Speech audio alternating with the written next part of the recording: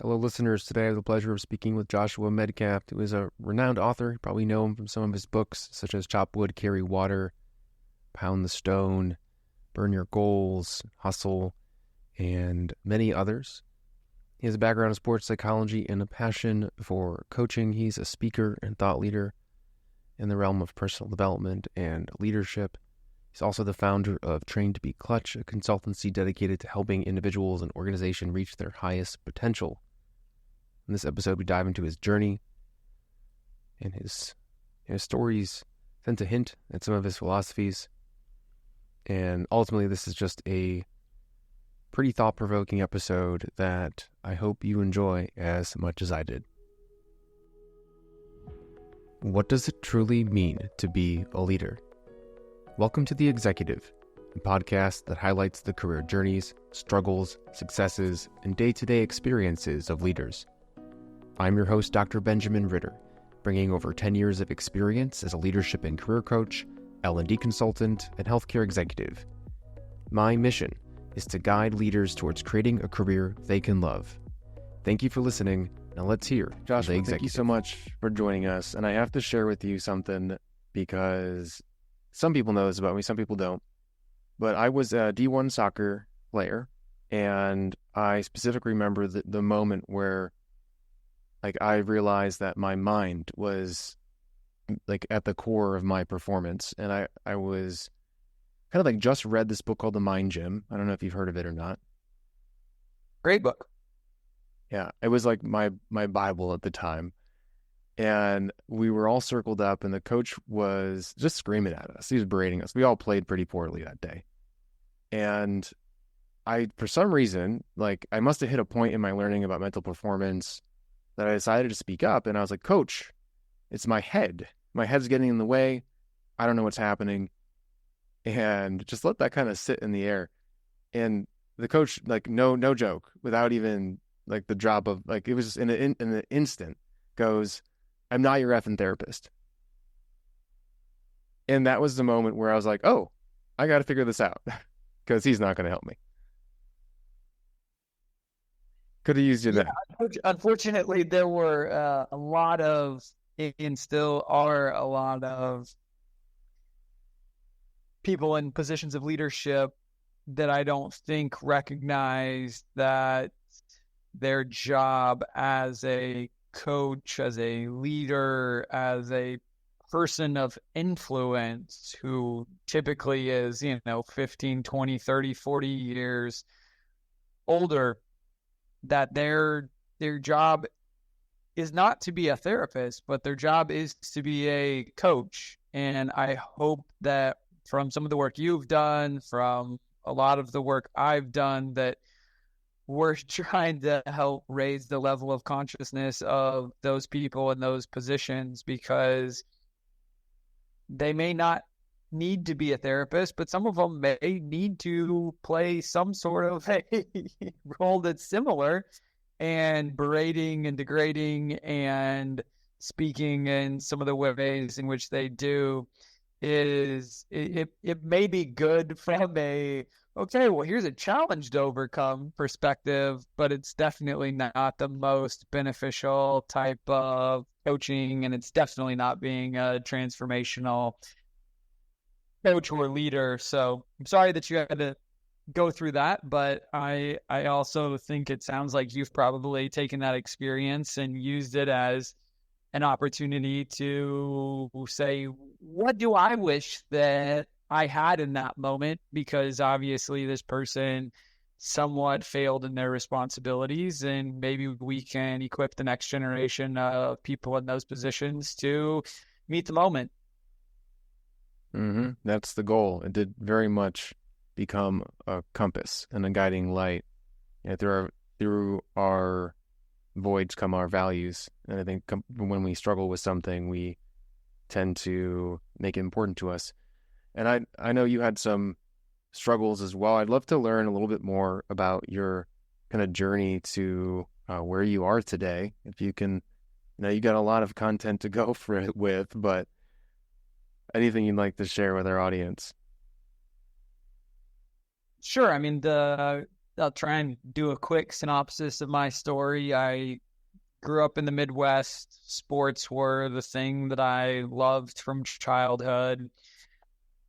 I realized freshman year in high school that soccer was probably going to take me the furthest, so I kind of dedicated most of my time to that, stopped playing everything else, ended up getting a partial 10% scholarship to play at Vanderbilt. I had grown up dirt poor, so my dad grew up in a trailer park, had to duct tape his trailer together, very violent, single-parent home, very, very violent, just situation similar to Eminem, kind of having to fight his way across the railroad tracks every day. He didn't really know how to be a great dad, but he ended up somehow becoming a doctor. And so went from being dirt poor, dreaming about Happy Meals when I was 6, 7, 8, to at 11, 12 years old. He finally got his practice started in Oklahoma. And then by the time I got that 10% scholarship, my parents were barely, but able to afford the rest of that tuition for me to attend Vanderbilt and play soccer there. Was a head case, got kicked off the team 5 times in 2.5 years. After Christmas of my junior year, they ended up cutting our soccer program. I end up just thinking I'm retiring and being done, go out for the club team that next fall, get cut from the club team. Then on my birthday, Joe Germanese, who had transferred to Duke when the program got cut, he called and said, "Hey, are you interested in playing soccer at Duke?" And I was like, I think a better question is the number 1 team in the country interested in a guy who got kicked off the team 5 times in 2.5 years, who had mediocre statistics, who just got cut from the club team? And he was like, yeah, I kind of vouched for you. We had a guy that got injured. We have some money available. So by the grace of God, I end up getting a full ride scholarship to play on the number 1 team in the country. Then I get there, and now I'm playing with and against the best players in the country. I'm the last pick on the team when we play pickup games, and I'm taking this sports psychology class with Dr. Greg Dale.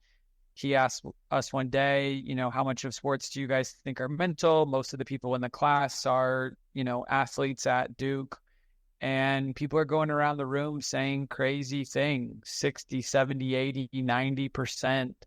And that was really hard for me. At 32, I found out I was on the autism spectrum, so I processed a lot of things literally. And when people are saying this, it was like, this doesn't make sense. This doesn't add up, because if sports are 70, 80, 90% mental, which they probably are, then why have we spent 100% of our time on physical training? Why has nobody up to this point taught me how to do mental training? And so, but I was the last pick on the team when we played pickup games. So I attempted to do some of the stuff that I thought was crazy, but that he was teaching us.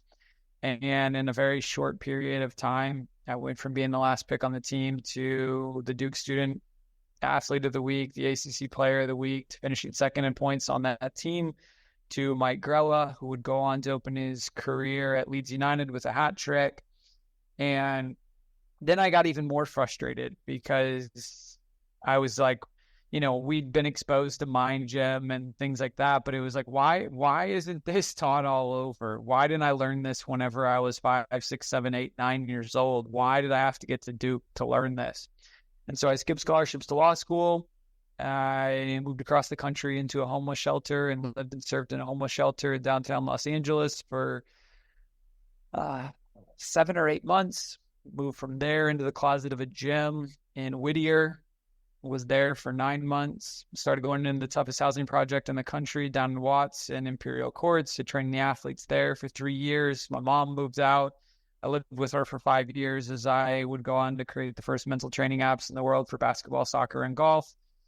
And really just tried to create, teach, make, equip people, coaches, teachers, leaders, athletes with the tools and things that I wish I had had whenever I was growing up. And so now I've published 9 books, one of which, so funny that you said Mind Gym was so important to you. Whenever when was it? 2014 or 15, IMG Academy in Bradenton asked me to head up mental conditioning and leadership. And if I'd taken that position, they would have owned my work product.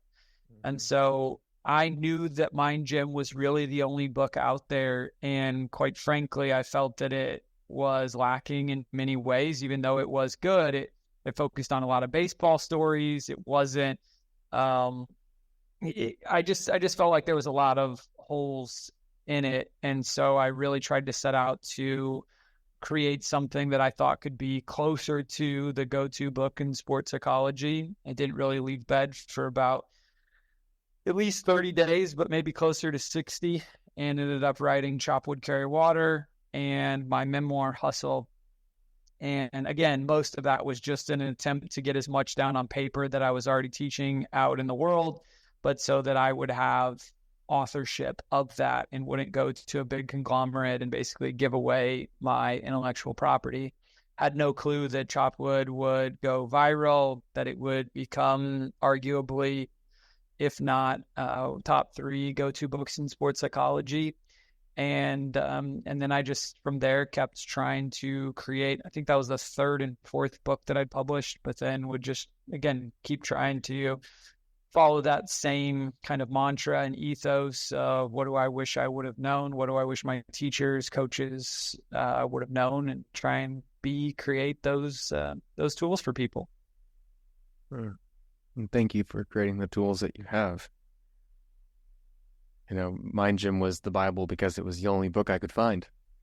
And no one seemed, and no one was talking about it. And I knew, by the way, I remember going onto the field one day, and this is like, and by the way, last picked as well, like during soccer hazing, they nicknamed me Pele, because they thought I was the worst player on the team. And that kind of stuff really, it's like, wow, we kind of cruel, even though we think we're funny. But yeah, I remember one game I jumped on the field and I was in flow. My mind was off and I just crushed everybody. And it was like this insight into what was possible. Now, that it was a really good learning opportunity. I've taken all these lessons and I've built now a business and an approach to life that I think I'm very lucky to be able to have it and be able to teach people what I teach. But more people need it. And when you look back on your story, I know you probably share it a lot. What part of your story gives you the most energy? I think it's been different at different times. I think that, a very pivotal moment for me was running into Ants Endurance, keeping with the soccer theme. I was out in, I think it was St. Louis, that they had the soccer convention. And this is before Chop Wood, Carry Water. This is before I'd written anything. This is when I was really just starting. I'd spent about 2 years studying, reading on my own for 12 to 15 hours a day. Dr. Greg Dale had been in LA one time recently around this time, and he told me, Joshua, I really think you need to go get your PhD or at least your master's in sports psychology. And I didn't love that path for me, because I had looked at him and I felt like he's not one of us. And I don't know, I was just a little bit jaded towards that. And so I wanted to be a practitioner. And so I was trying to find my footing, and I was, training the athletes in Watts, and I was running basically a nonprofit that I called Dream Sports Academy. And there was a guy who ironically had Pele in his house, Skip Grossman, who his son had played with me at Duke, and we'd become really close. And he had given me, I think it was like $10,000, and he matched the next 10 or 15 that I raised for the nonprofit. And he told me, I think you should go to this soccer convention, and I think it would be helpful, and you'll meet some people and open some doors.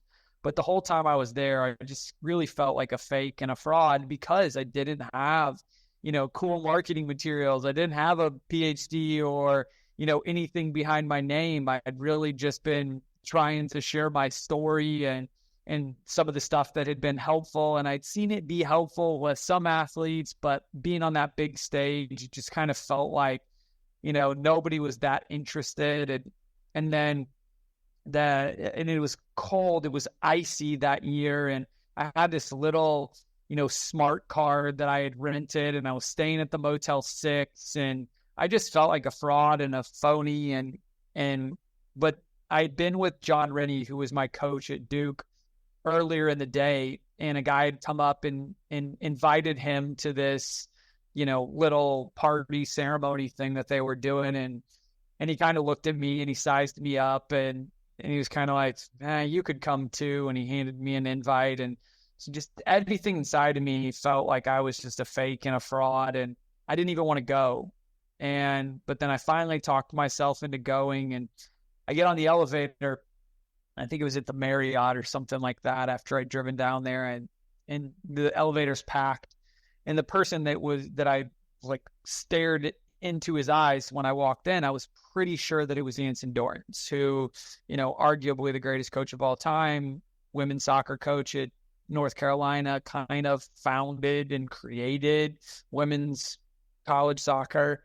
And had won 20 national championships at the time out of like 34 that had ever taken place. And so we get off the elevator, everybody had turned right, he and I turned left. And my mom always kind of said that I was optimistically delusional. And I said to him, who works with your girls on sports psychology? And in a way that only Anson and very few others could do, he kind of looked at me and said, I do. I can read and write. And, I had a lot of respect for him and even his answer because, if I'd won 20 national championships, I'd feel very confident and have a lot of conviction that I knew what I was doing when it came to sports psychology. But at that time I'd been studying and training and, almost like I was in med school. And so I said, well, do you know who Barbara Fredrickson is? And he said, no, why should I? And I spit off very quickly, kind of like an auctioneer, about the difference in your positivity ratios, 1-to-1, 2-to-1, 3-to-1. And afterwards he said, could you write that down for me? You might have just made my trip worthwhile. And I thought I was being slick, and I got his email and I sent it to him. And then at the end, I put this little note of, I'd love to come and talk to your team. I have a lot more stuff like this that I can share.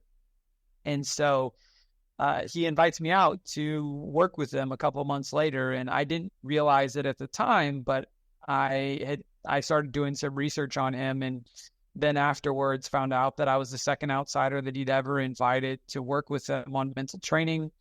And I went in there and I studied like crazy, and I knocked that workshop out of the park. There was a girl that had told me before the workshop started how hungry she was. And I knew that the workshop was going to last like 2.5 hours. And so I was really nervous, and she was the one who kind of helped set everything up. And afterwards I was like, oh, Maddie, I'm so sorry. I know that you were hungry. And she kind of like, it's almost like she snapped out of a trance. And she was like, oh, I forgot that I was hungry.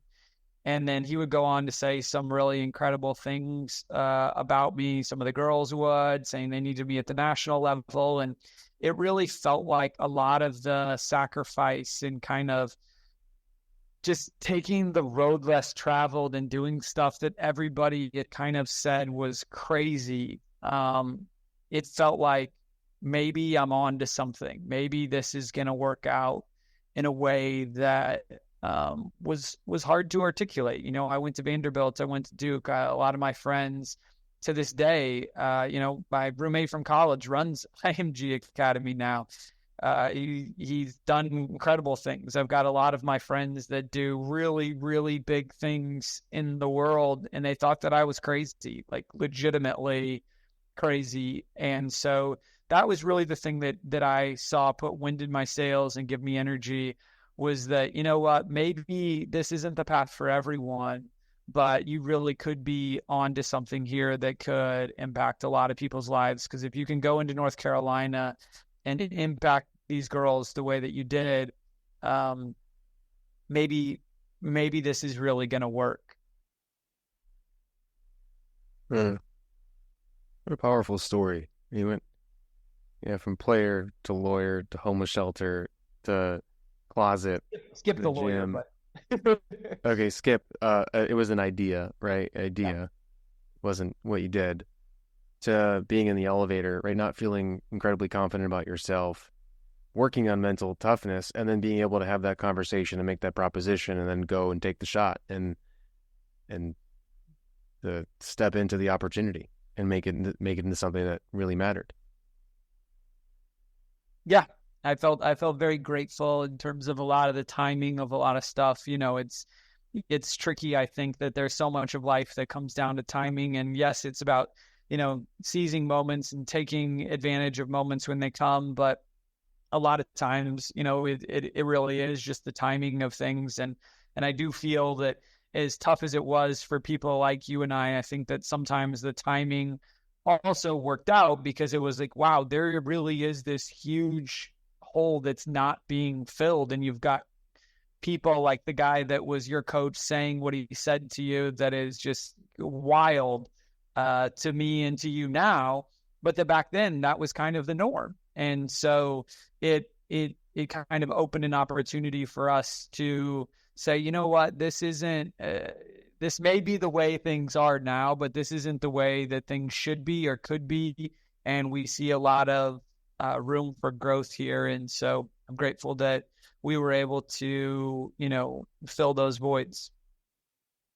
Yeah. And so when you think about the work environment now, the leaders that you work with, what are some of the changes that you see that lead to like some of the impact that is so needed in our professional world? Good question. I think it depends on individual context. I think context matters a lot. I think that I try and write stories in a way that are very generic, and that's not on accident. I don't try and write too much that's prescriptive, because I think that it's really important to understand, what your individual kind of operating system is. You need to know whether you're a grinder, whether you're soft, whether you're too tough, whether you're a people person, whether you struggle with people, those things. And then you really need to kind of move almost in a different direction, oftentimes individually. So one of the challenges I have is that sometimes people will like read something and they'll be like, oh, well, you said this here. And it's like, yeah. And in a general sense, that works. But in a specific individualized case, it could be radically different. I don't have a program that I walk clients through. And it annoys a lot of people when they come to me and ask for coaching, because they want to know, like, what are we going to work on? And I'm like, well, I don't know what we're going to work on. That's going to come up as we work together. Like, I have to get to know you. I have to get to know your strengths, weaknesses, and more of who you are, so that I can give you what I believe to be more prescriptive one-on-one wisdom for your specific life. I may tell two different clients to do exact opposite things based off of who they are and their uniqueness and how they move through the world and their experiences. And they may need something that's very different one to another. And so, I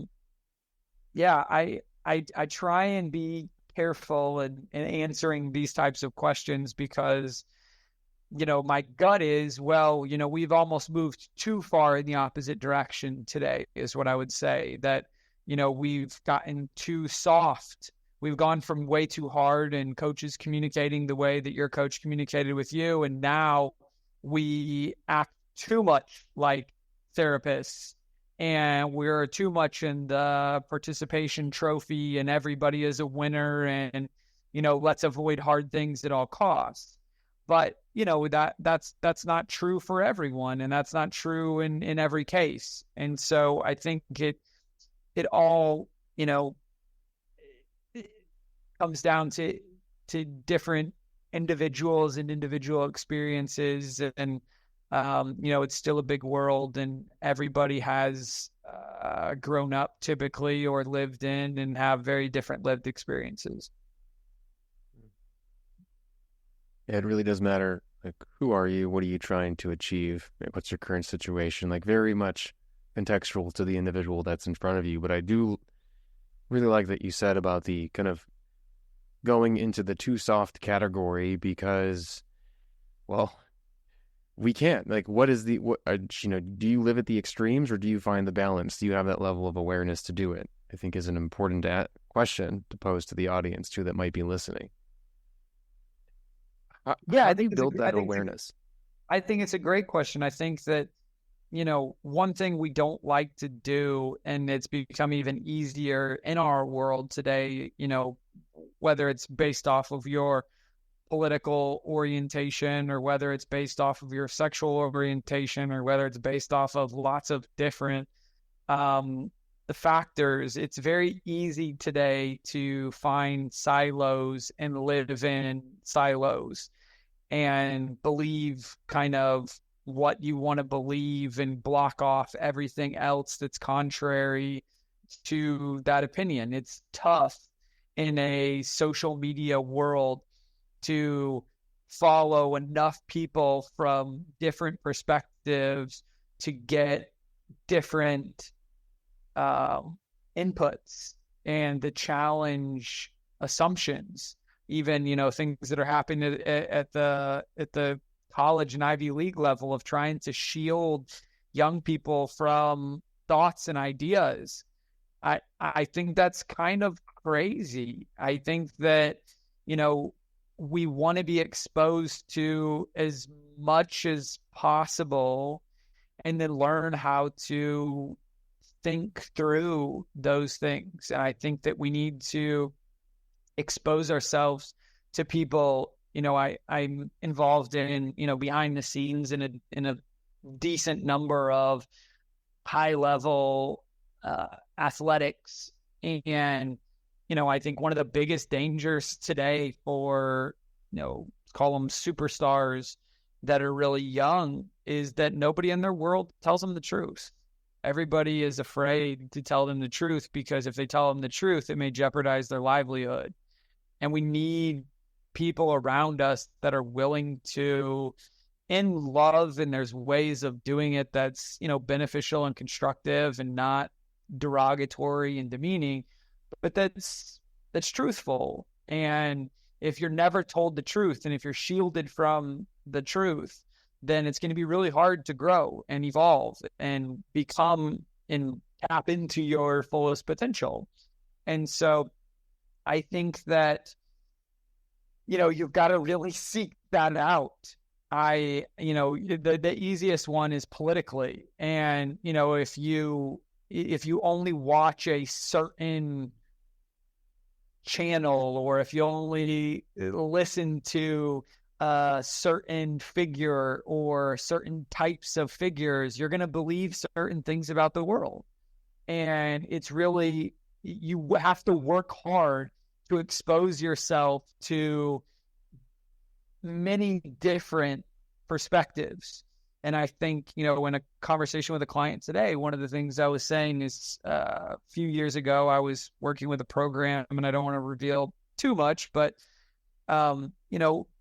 it had to do with the time whenever people were kneeling and not, standing for the national anthem and things like that. And I had worked with a program, and very, very high profile program, and some crazy stuff happened. And a couple days later, a coach called and was like, hey, what do I do?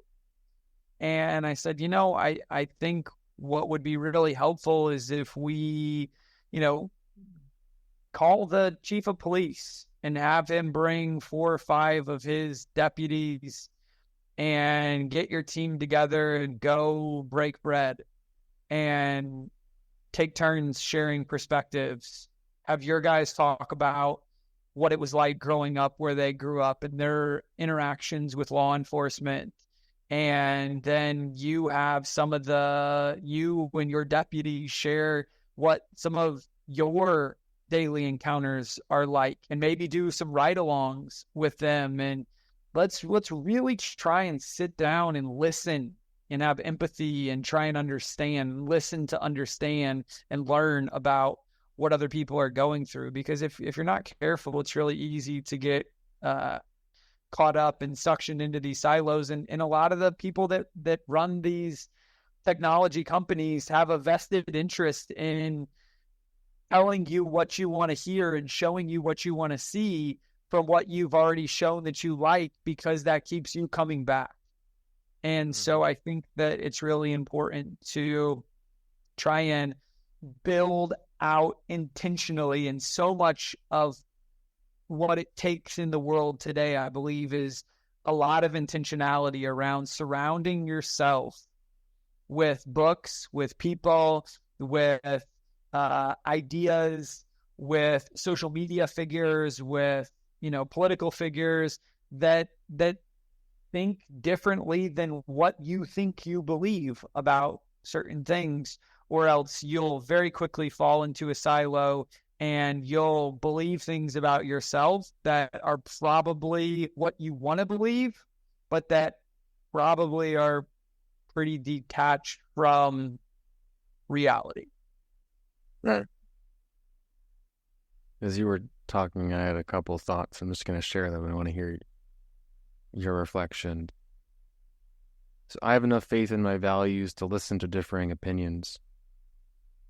I have enough faith in this relationship to tell the truth. And then the question, how do you know when you've learned enough? Or how do you know when you're in a silo?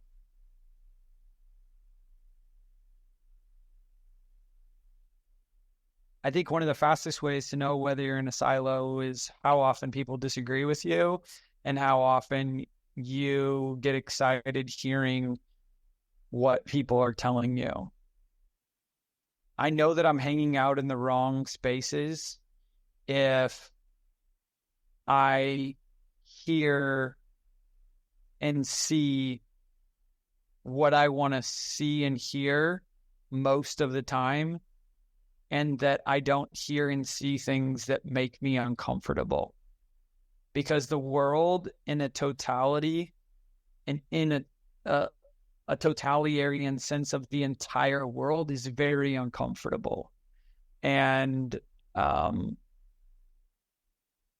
if all I'm hearing and seeing is things that I agree with and that make me comfortable with what I'm hearing and seeing, I'm probably in the wrong spaces. If everything I listen to and hear confirms what I believe about my philosophical, political, theological, and even my sense of self, of who I am, I'm probably not in the spaces that I need to be in. Because it's just the same thing with working out or, growing in any way. If you're really growing, it's going to be uncomfortable. It involves pain. It involves uncomfortability. It involves discomfort. And so too often we find ourselves in spaces and places that only confirm our biases, and instead of challenge them and helping us to see things from alternative perspectives. That's a powerful question to reflect on. How many times have I been uncomfortable this week? Not just in training, but in what I'm reading, the words that I'm hearing, just that level of intentionality, it just makes sense that growth comes from it, just like lifting a heavy weight or running that extra 20 feet to the finish line. Exactly. I mean, I think how often when you open your social media, do you see and hear stuff that you want to see and hear? Or how often do you open it and go, oh, I do not want to see or hear or read that. That really makes me uncomfortable. And I might think that that person is an idiot or misinformed. Because if you don't, then you're probably living in a silo where people are just telling you what you want to see and hear. And quite frankly, they're probably telling you and showing you things that they're really profiting from. Mm-hmm. So we might as well figure out a way to profit from that information if possible, and let's get uncomfortable. And if our listeners want to get uncomfortable with maybe some of your content, I know they can go to t2bc.com, find out about your books, your speaking, mentorship. There's a variety of different aspects from what you're putting out in the world, but are there any other areas that we want to direct our audience to? I don't even spend a lot of time. I'm probably on the opposite end of that. I should do a better job of caring or trying to build out those tools. But yeah, I mean, I'm on most social media platforms. I should probably be more active. The fun one that I have coming up that I've spent a lot of time on over the last 2.5 years is writing the sequel to Chop Wood, Carry Water. I've never written a sequel, and very close to having Finish Empty. What does it look like to live a truly successful life from a deathbed perspective?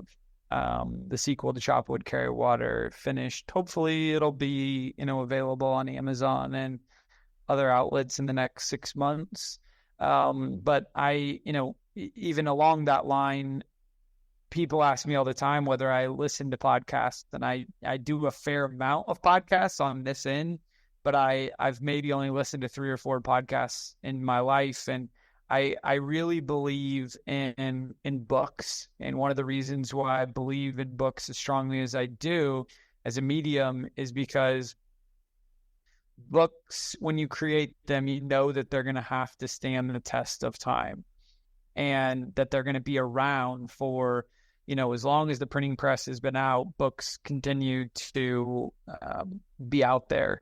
And when you think about a book, and when you're creating a book, you know that you have that in mind.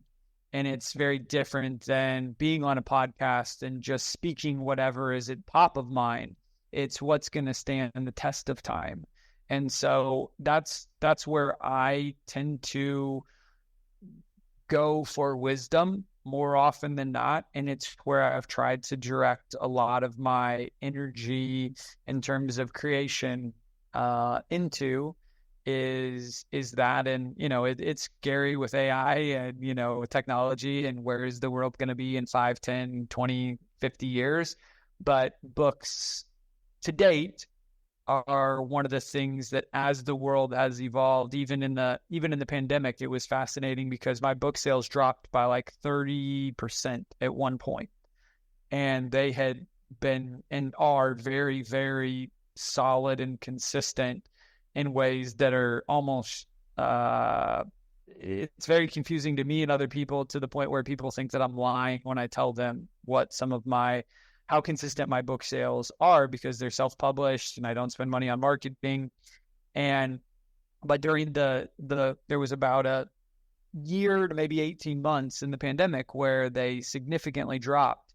And a lot of that, I believe, had to do with we needed quick stimulation, and our brains were rewired a lot by, Netflix and Instagram, and we were kind of consumed by instant, quick dopamine hits. And maybe we needed some of that because of how crazy the world was at that time.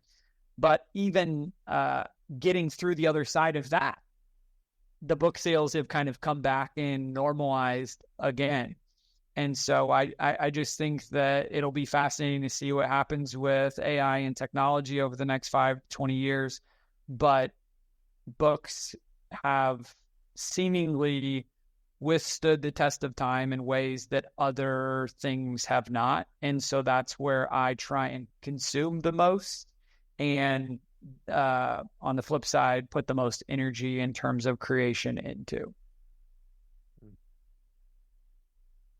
That's a beautiful point. And I mean, I can say too, I've guested on hundreds of podcasts and half of them don't exist anymore. So there you go. Yeah.